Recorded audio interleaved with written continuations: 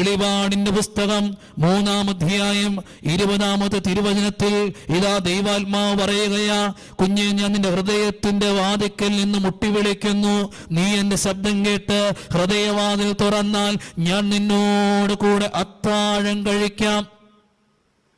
ഇന്ന് നിന്നോട് കൂടെ അത്താഴം കഴിക്കുന്ന ഒരു ദൈവം. ദൈവത്തിന്റെ പ്രത്യേകത അതാ.